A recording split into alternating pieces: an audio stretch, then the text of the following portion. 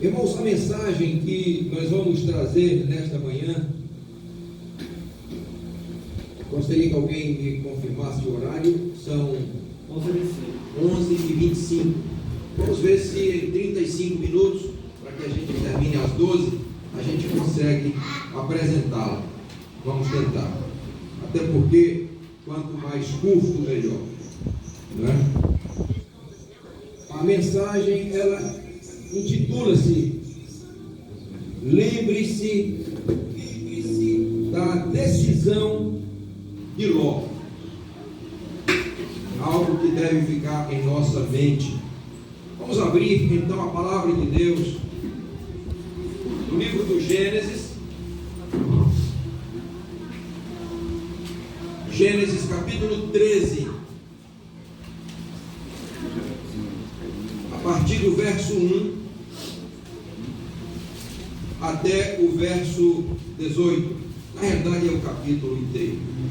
Mas antes de a gente ler esse capítulo, logo aí pertinho, eu gostaria de ler com os irmãos Gênesis 19. Gênesis capítulo 19, verso 16. Gênesis 19, verso 16.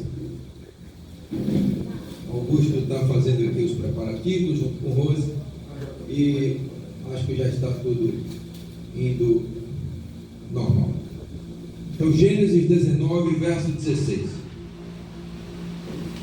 Referindo-se a Ló, ele, porém, se demorava.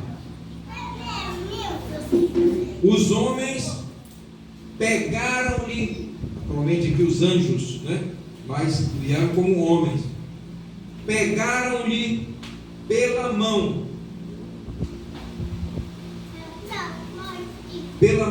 da mulher dele e pela mão das duas filhas dele, sendo-lhe misericordioso Yahvé.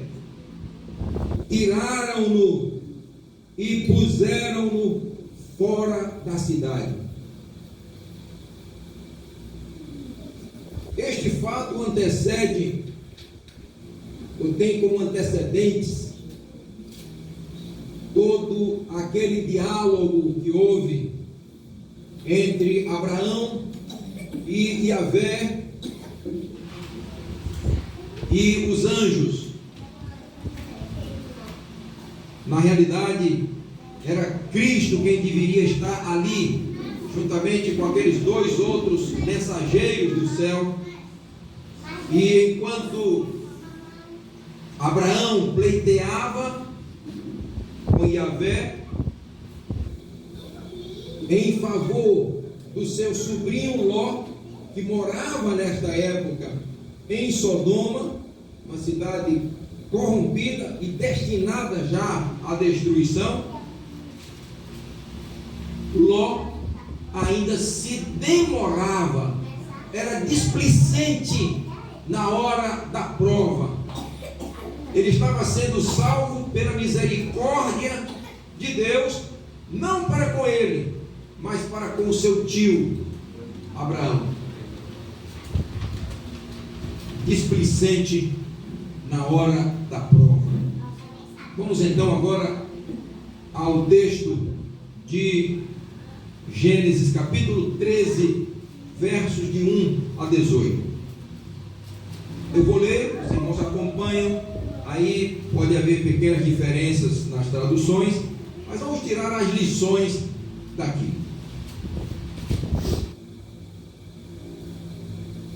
Saiu do Egito Abrão com sua mulher e com tudo o que tinha, e Ló com ele, para o Neguebe. Abrão era muito rico em gado, em prata e em ouro. Fez as suas jornadas do Neguebe até Betel, até o lugar onde primeiro estivera a sua tenda, entre Betel e Ai, até o lugar do altar que dantes ali havia feito. Ali invocou Abrão o nome de Yahvé, o Deus Todo-Poderoso. Ló também, que ia com Abrão, tinha rebanhos, gado e tendas. A terra não podia sustentá-los de maneira que habitassem juntos, porque eram muitos os seus bens, de modo que não podiam habitar juntos. Houve contenda entre os pastores do gado de Abrão e os pastores do gado de Ló. Naquele tempo habitavam os cananeus e os ferezeus na terra. Disse Abrão a Ló: não haja contenda entre mim e ti, entre os meus pastores e os teus, porque somos irmãos. Porventura não está toda a terra diante de ti? Rogo-te que te apartes de mim. Se tu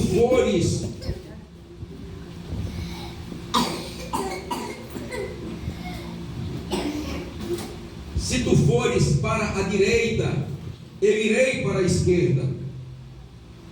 Ló levantou os olhos e viu toda a planície do Jordão. Gostaria que os irmãos pensassem nisso agora.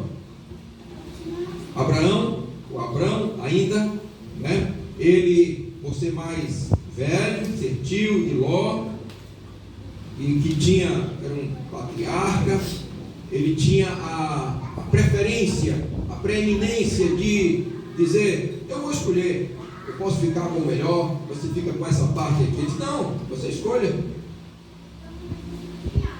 Se você for para a direita, eu vou para a esquerda. Se você for para a esquerda, eu vou para a direita. Aí vem o verso 10. Ló levantou os olhos e viu toda a planície do Jordão, e que era toda bem regada, antes de Yahvé destruído Sodoma e Gomorra, como o jardim de Yahvé, como a terra do Egito, até chegar a Zoar. Assim Ló escolheu para si toda a planície do Jordão e partiu para o Oriente. Apartaram-se um do outro. Habitou Abrão na terra de Canaã e Ló nas cidades, notem isso, da planície. E vejam mais ainda, irmãos. E foi armando a sua tenda até chegar a Sodoma. Notem esse detalhe. Ora, os homens de Sodoma eram o que mesmo? Maus e grandes pecadores contra Yahvé. Verso 14.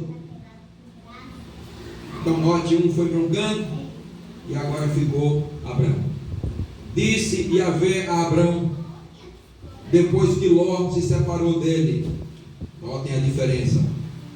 Levanta agora os olhos e desde o lugar onde estás, olha para o norte, para o sul, para o oriente e para o ocidente, porque toda essa terra que vês, te hei de dar a ti e à tua semente para sempre.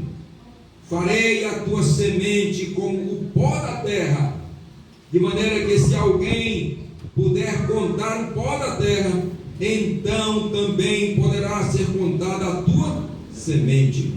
Levanta-te, percorre essa terra no seu comprimento e na sua largura, porque a hei de dar a ti. Amém. Abrão mudou a sua tenda e foi habitar perto dos terebintos de Manre, que está em Hebron. Notem, e ali edificou um altar a Yahvé. Amém? Perceberam as diferenças? O homem maduro, o homem mais experiente, cedeu e deu a oportunidade da escolha. O hábito dele era levantar altares ao Deus único, ao Deus Todo-Poderoso. Ló escolheu o que agradou os seus olhos. Ele não ponderou, ele não fez um exame de como as coisas deveriam ser na plenitude, não analisou os detalhes, e a gente vai abordar isso aqui. Vamos ler agora, vamos voltar ao capítulo 19 de Gênesis.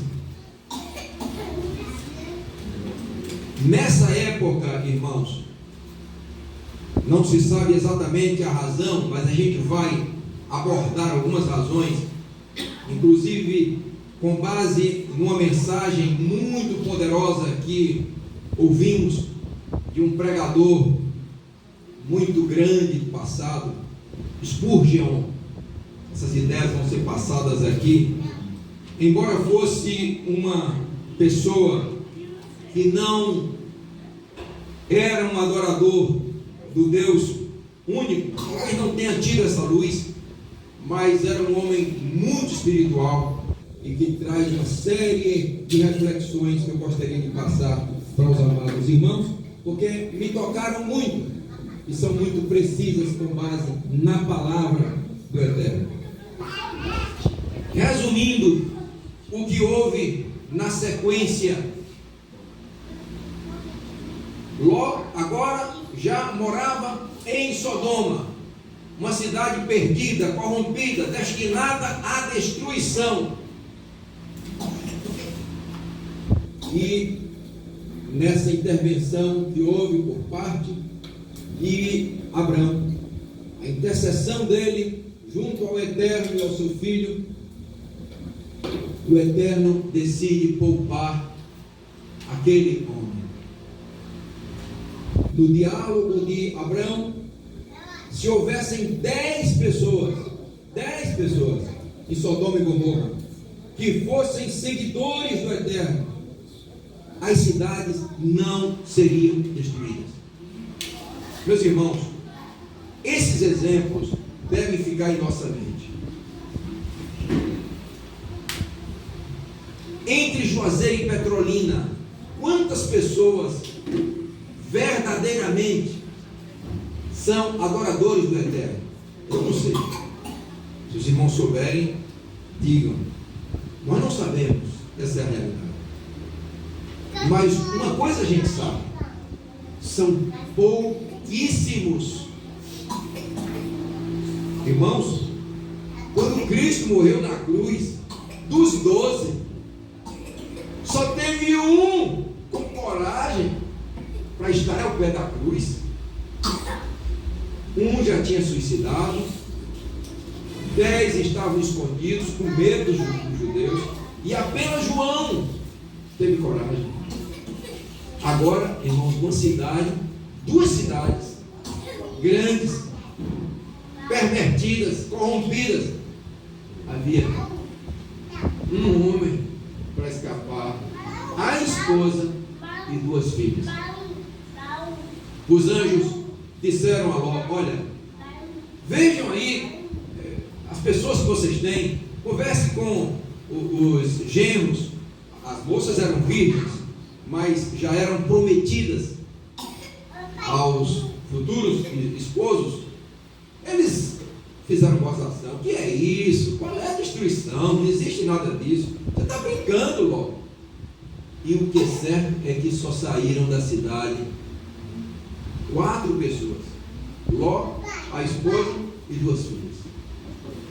E dos 4, uma se perdeu porque olhou para trás, virou uma estátua de sal. Ficaram 3. Ló, como a gente viu, ele foi displicente na hora da prova. Ele não queria ir, teve que ser pegado pela mão. E diz que no meio da estrada ele ia tão devagar, e os anjos: vamos, isso aqui vai ser destruído. E ele: disse ainda: assim não, senhor, está muito rápido, vamos mais devagar. Percebe? Então, irmãos, e a gente sabe o que aconteceu. O objetivo de Deus era tirá-los daquelas cidades e colocá-los na zona rural, como Abraão ficou, longe das corrupções. Nos dias atuais, irmãos, muita gente está deixando as cidades. Eu vi um dia desses uma autoridade que chegou, pegou um avião e foi para um lugar bem distante, e lá foi entrevistada: por que você está vindo para cá? Ela disse: nos Estados Unidos da América eu não posso mais ficar. Vem aí umas ordens de a aplicação lá do imunizante, que vai ser algo terrível. Então eu não posso mais ficar lá. Então eu vim para cá, para um lugar mais tranquilo, mais sossegado, e eu quero ficar longe dessa influência das cidades. Muita gente que às vezes não conhece nem a palavra de Deus está saindo das grandes aglomerações. Mas Ló disse: não, olha, eu quero ficar naquela cidadezinha ali, Zoar, ela é pequena. E ele foi para lá. Mas tudo bem, vá para lá, mas não fiquem aqui. E eles foram para Zoar. Felizmente, depois, por alguma razão, não se sabe se foi falta de fé de Ló, será que Deus também não vai destruir aqui essa cidade de Zoar? E aí foi morar numa caverna, foi para a zona rural. Mas, irmãos, lá aconteceu uma coisa muito triste, que foi as duas filhas dele embebedaram ele, tiveram relação com ele. A Bíblia diz que ele não viu nada, né? Porque estava embriagado, estava bêbado. Uma concebeu dele, depois a outra também concebeu dele, e geraram, cada uma gerou um filho. E quem eram esses filhos? Moabe e Ben-Ammi. Um gerou os moabitas, grandes inimigos de Deus e do povo dele, e os amonitas, de igual forma, inimigos do povo de Deus. Esse foi o fruto da escolha impensada, não madura de Ló. Percebe? Por isso que precisamos estar lembrados das decisões ou da decisão de Ló, para que a gente não faça da mesma forma. Os moabitas, e a Bíblia fala de um dos representantes de Moabe, Balaque, tinha medo de Israel, porque sabia que Israel tinha um Deus, o Deus Todo-Poderoso, o Deus único.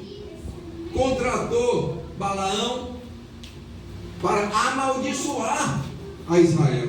A gente conhece bem essa história, né? E graças a Deus ele não conseguiu, conforme está lá em Números capítulo 22, ele não conseguiu amaldiçoar Israel, porque ninguém consegue amaldiçoar aquilo que Deus abençoou. Israel, durante 18 anos, foi oprimido por Eglon. Eude, pelo poder de Deus, venceu aquele rei Eglon, que durante tanto tempo oprimiu o povo de Israel. Saul fez investidas no território moabita, e eles só foram vencidos e subjugados por Davi, conforme 2 Samuel capítulo 8, verso 2. Os amonitas, fruto lá de Ló, né, da filha, eram outros inimigos do povo de Israel. Eles praticavam a barbárie. Quando eles venciam uma peleja, o que os amonitas faziam, meus irmãos, descendentes de Ben-Ammi? Eles matavam todas as mulheres grávidas, cortando o ventre delas e os filhos que estavam sendo gerados. Essa era uma das barbáries praticadas pelos amonitas. Os homens vencidos, todos tinham os olhos vazados. Vocês percebem o que deu a escolha de Ló? Vocês têm ideia disso? E quanto a Abrão, qual foi a escolha de Abrão? Quais foram os resultados de Abrão e das suas escolhas? Meus irmãos, são coisas para a gente meditar. A relutância de Ló fala a nós do caráter dele, do preparo que faltava a Ló, porque ele não aprendeu com o seu tio Abrão. Ele viu tudo aquilo que estava acontecendo, mas ele não aprendeu. Morando em Sodoma, antes desses fatos que eu relatei, a Bíblia fala de uma guerra que houve entre 4 reis contra 5 reis. E Ló, que morava em Sodoma, quando houve aquela guerra, foi levado cativo, ele, família, o gado, todos os bens de Ló foram saqueados, e eles foram junto com a bagagem, com os bens e tudo. Vocês percebem o que está envolvido com as grandes cidades? Isso é antigo. E hoje, irmãos, quem mora hoje em São Paulo, Deus tem misericórdia. Não tem ar para respirar, não tem paz de espírito, não tem nada. Muito bem. Uma escolha errada na juventude pode levar a resultados muito ruins. Ló foi atraído pelo que os olhos viram. As campinas do Jordão, férteis, pertinho de Sodoma e Gomorra, perto das cidades. Mas a Bíblia diz que em Sodoma e Gomorra, os homens eram pecadores fortes. Podemos pensar em pecadores profissionais. E é isso que está aí nas cidades, irmãos. É por isso que a gente tem que ter muito cuidado, sobretudo quem tem filhos e pequenos. Porque tem um clubezinho ali, é um clubezinho do condomínio, é um clubezinho é um parque aí da cidade. Deixa os meninos brincarem, eles precisam se divertir, eles precisam de amizade, eles precisam de serem sociais. Onde é que está a sociabilidade dos meninos? Deixa os meninos. Os frutos a serem colhidos podem ser amargos. Não é verdade? Uma coisinha tão simples. Deixa os meninos aí brincar. O menino precisa de diversão. E Ló caiu nessa. E vocês já conhecem os resultados. Escolheu por vista, não pelo intelecto, guiado pelo Eterno. Escolheu por vista. É preciso que o temporal, isso que é passageiro, e o eterno sejam confrontados diante de todas as decisões que nós vamos fazer.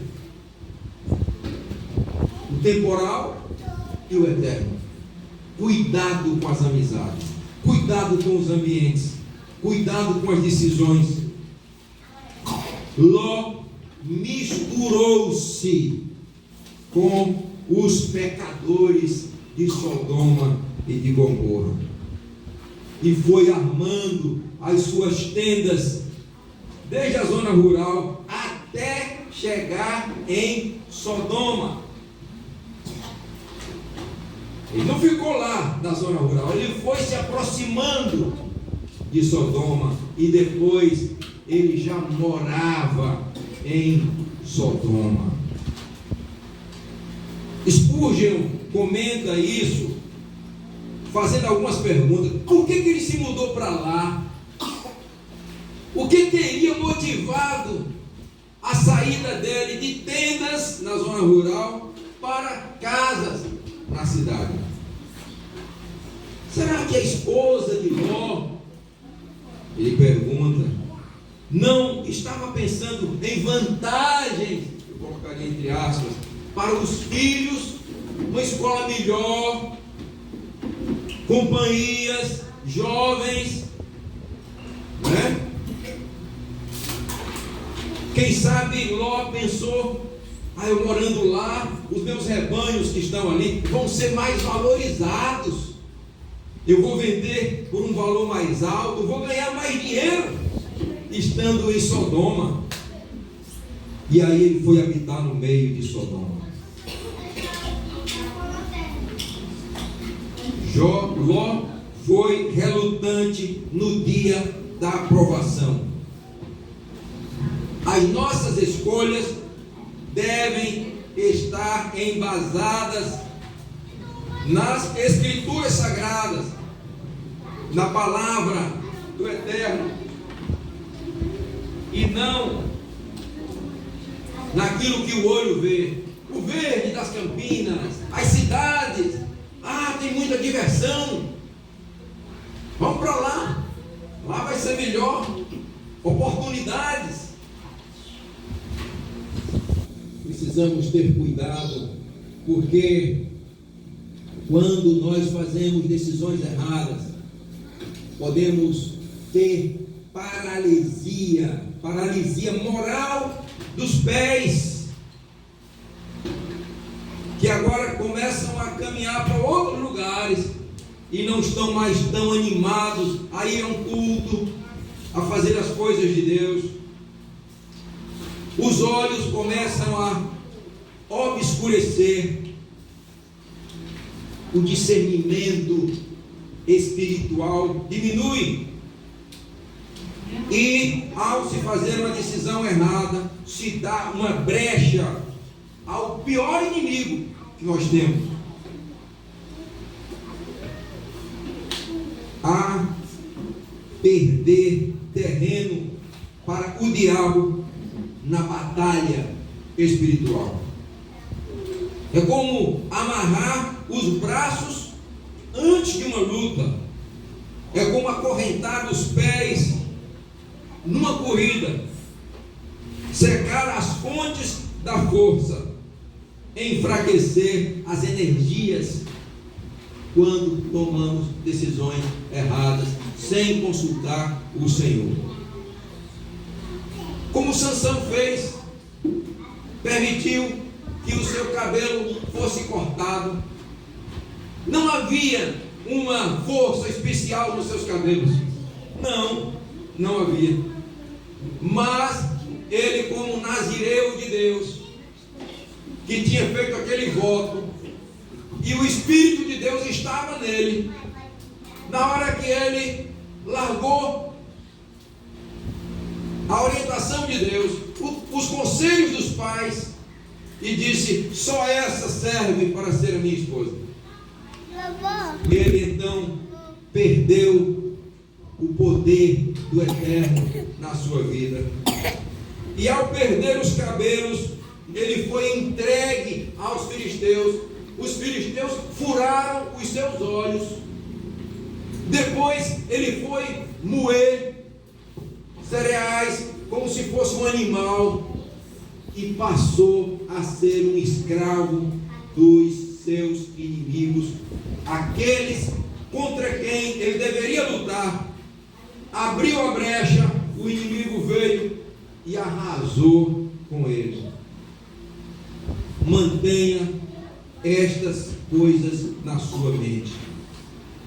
Não se misture com quem não quer nada com Deus. Não é que nós sejamos melhores, uma raça melhor. Não é isso.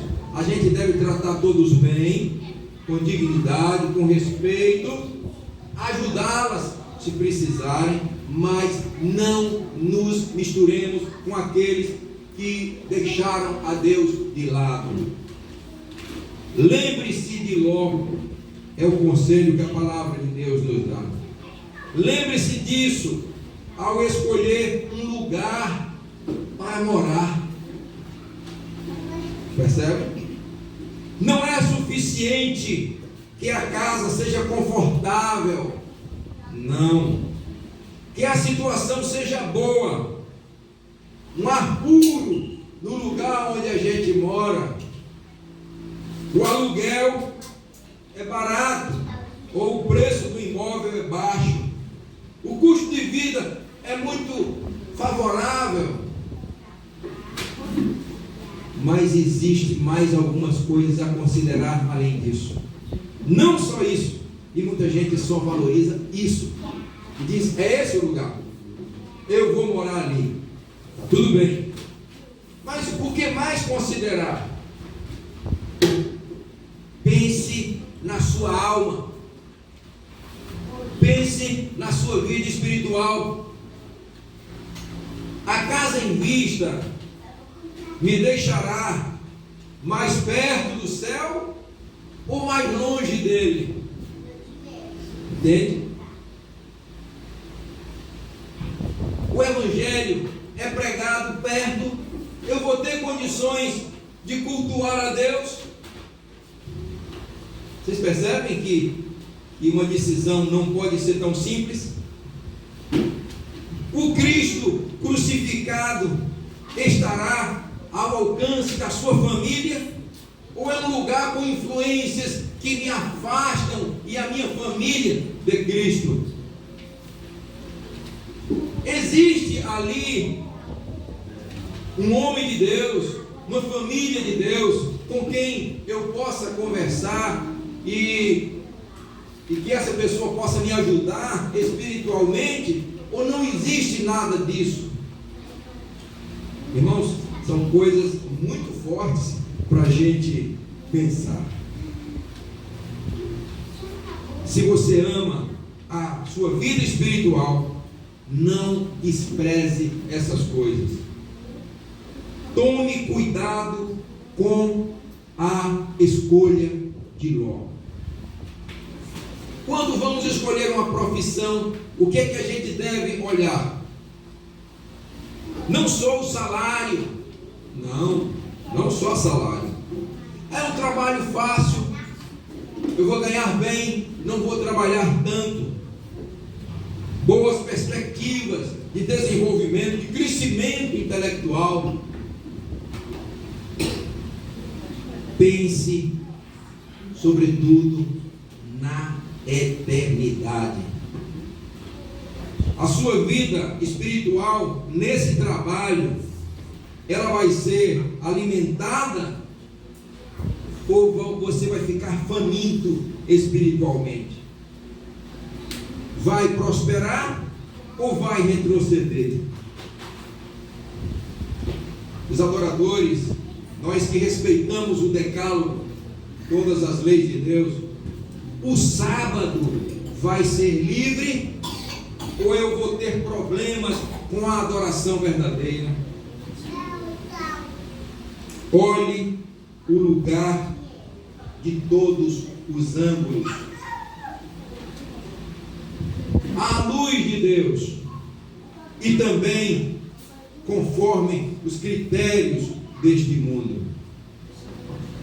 Lembre-se, uma decisão impensada pode custar muito caro. Nós temos que pensar nisso. Cuidado com a escolha de Ló. Quando vamos escolher um cônjuge, um esposo, uma esposa, um namorado, uma namorada, o que a gente deve olhar? Apenas aquilo que agrada aos olhos? Uma pessoa cuja mente seja compatível com o meu gênio?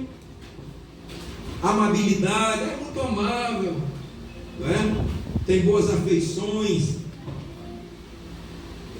uma casa confortável para viver.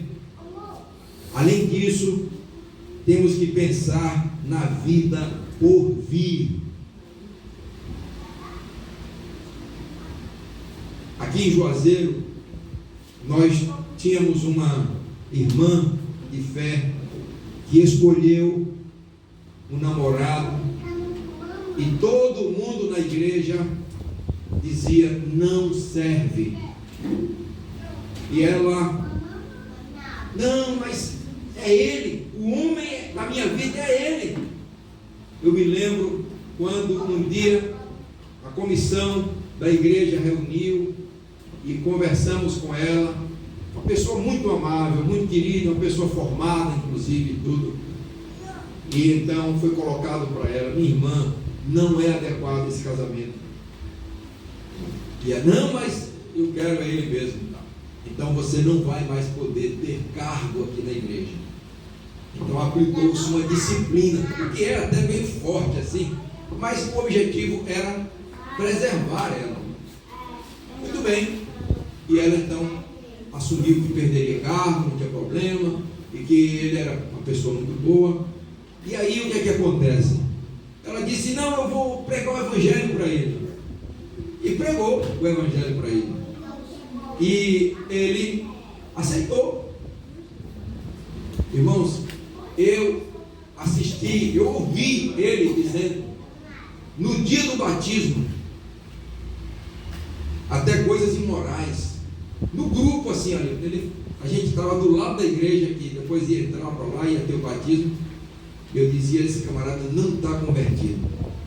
Ele se, entre aspas, converteu para casar com ela. Batizou, casou, arruinou a vida dela. Chegou ao ponto de arranjar uma mulher e botar dentro de casa com ela, a esposa, e trouxe um amante e botou dentro de casa. Batia nela. E ela nunca deixou Cristo, mas fez uma escolha péssima. Eu tive a tristeza de ajudar a carregar o seu caixão até o cemitério. Mas creio que ela morreu em Cristo. Sofreu muito, sofreu horrores. E numa viagem de Salvador para cá, o carro em que ela vinha, ela já tinha perdoado todas as... Parece que ela estava se preparando para a morte. É aquilo que a gente conversou aqui hoje na lição. Ela estava preparada para a morte. Ela tinha perdoado todas as coisas ruins dele. E vindo em viagem de Salvador, o carro virou. E vinha várias pessoas e somente ela morreu. Somente ela morreu. Mas eu creio que ela estava pronta para morrer. Não guardava ódio do esposo, estava em Cristo e faleceu. Então, irmãos, o pensamento que nós temos é esse: matrimônio não é meio de conversão. Se um jovem decide que tem que casar com aquela moça de lá, um jovem crente, cristão, mas tem que ser ela, eu vou convertê-la depois e tal, não é? Não vai conseguir. Não existe essa chance. E nós conhecemos alguns casos até próximos, muito próximos de nós, não é? De que a pessoa: mas não tem problema, eu consigo e tudo, e vai dar certo. Matrimônio não é meio de conversão. A pessoa entra nele e sai dele praticamente do mesmo jeito. Entra bom, sai bom, às vezes arruína. Entra ruim, sai ruim do mesmo jeito. Não muda. Então, irmãos, talvez com raras exceções, pode existir. Dizem que toda regra tem exceção. Então essa também não vai ficar de fora. Hein? Não é um exemplo extraordinário. Sim, isso é um caso fabuloso, fabuloso. Eu conheço, excelente, é uma exceção, né? É uma exceção. Existem as exceções, mas quando se escolhe um cônjuge ou qualquer outra coisa na vida, tem que se pensar no eterno, não só o temporal, mas sobretudo o eterno. Lembre-se da escolha de Ló.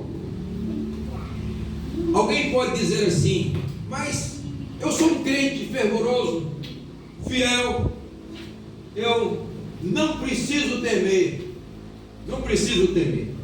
eu sou forte, não é? Talvez até como no caso de Davi, que ele disse em uma época em que ele estava muito forte, que nada poderia fazê-lo mudar. Deixa eu localizar aqui o texto. Vamos ver o Salmo 30, verso 6. Salmo 30, verso 6. Para que a gente já se aproxime aí do final. Salmo 30, verso 6. Veja o que foi que ele disse no momento de prosperidade. Quanto a mim, dizia eu na minha prosperidade, nunca, jamais serei o quê? Abalado. Então, um crente forte, ele diz: eu não preciso temer, eu posso enfrentar qualquer situação, eu posso namorar com uma pessoa que não seja da minha fé, eu vou conseguir ganhá-lo, eu vou trabalhar num ambiente ruim e não vai ter problema nenhum, eu sou forte. Não esqueçamos de uma coisa: a graça é uma planta muito frágil, disse Spurgeon.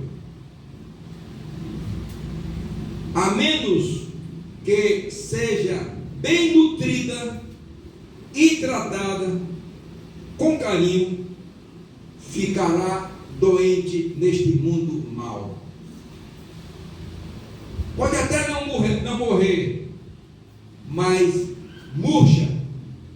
E uma planta, depois que murcha, ela já não é mais a mesma.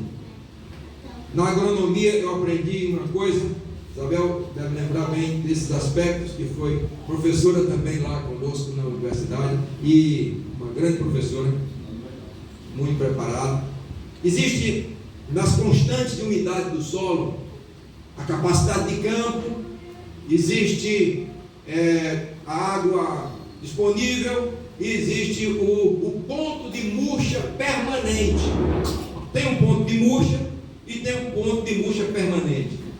Uma planta, você submete ela a um ambiente seco, sem água, você umedeceu, o solo estava bem rico em água, a capacidade de campo, aí depois que drenou toda, ficou na capacidade de campo. Aí você tem lá a água disponível, e aí vai baixando, aí chega um ponto, irmãos, que por mais que você volte a molhar a planta, ela não reage mais. Aí você diz que chegou ao ponto de murcha permanente. Irmãos, na nossa vida espiritual também é assim. Você não cuida dela, vai ficando murcha e tal, aí você já não reage do mesmo jeito, mas você deixa displicentemente por mais tempo, você não consegue mais. Aí você vai chegar um dia com tristeza, como Sansão chegou, que ele sentiu que Deus já não estava mais com ele. E essa é uma situação muito difícil e que eu não desejo para mim e nem para ninguém aqui. Você perceber que Deus lhe abandonou. Não que Deus tenha querido isso, mas você abandonou Deus e acabou-se. Foi-se embora. Até mesmo o ouro, que é um metal raro, se você deixa ele num ambiente úmido, ele vai perder o seu brilho, vai ficar mareado, feio. Um ferro que você gasta tanta energia para esquentá-lo até ficar rubro, se você depois deixa ele fora da fonte de calor, ele vai esfriar, vai ficar feio completamente, ou até um pouco de água fria, e perde tudo aquilo que você gastou, não é? Esquentando e etc. Você pode ser um crente sério, zeloso e até próspero, mas se você é displicente, se você baixa a guarda, você pode cair e pode ter problemas muito sérios, como Ló teve. Compare Abrão e o andar da carruagem, o futuro de Abrão, dos seus descendentes, da nação de Israel, Cristo, que veio daí, nasceu entre eles, né? E agora veja Ló. Não se fala mais de Ló depois desse episódio tão triste, tão deprimente, tão ridículo, tão feio, imoral, do nível de degradação a que chegou a família de Ló. Porque ele se atraiu com o verde, o bonito, é ali, as planícies do Jordão. Eu quero isso. Deus tenha misericórdia. Se andar nas pegadas de Ló, logo estará no mesmo estado de alma. Um câncer virá à sua vida espiritual e a vitalidade será devorada. E como algumas pessoas da Bíblia, né, a exemplo de Sansão, vai chegar no momento em que diz: Deus não está comigo. Muito triste o final de Sansão. Graças a Deus que ele se arrependeu, voltou à razão. E aí, nessa situação, as mãos e os pés terão dificuldades de fazer a obra do Senhor. Concluindo, se você, meu irmão e irmã em Cristo, não deseja ser relutante em sua religião, considere essas coisas que nós estudamos aqui na palavra de Deus nesta manhã. Tome cuidado para não fazer a mesma coisa que Ló fez. Que Deus tenha misericórdia de nós, nos guarde, nos proteja, nos fortaleça em sua palavra, e que todas as decisões da nossa vida sejam embasadas na segura palavra do Eterno. E aqui está a fonte, não é, das informações do espírito de profecia, que algumas religiões têm desprezado e dizem assim: nós cremos na Bíblia, uma coleção de livros, e no espírito de profecia. A Bíblia diz que o espírito de profecia é o testemunho de Jesus. Deus seja louvado, engrandecido o seu nome, e que nós tenhamos cuidado com as decisões que fazemos, tendo em mente o que aconteceu com Ló, o que aconteceu com Abraão. Amém? Amém. Aleluia.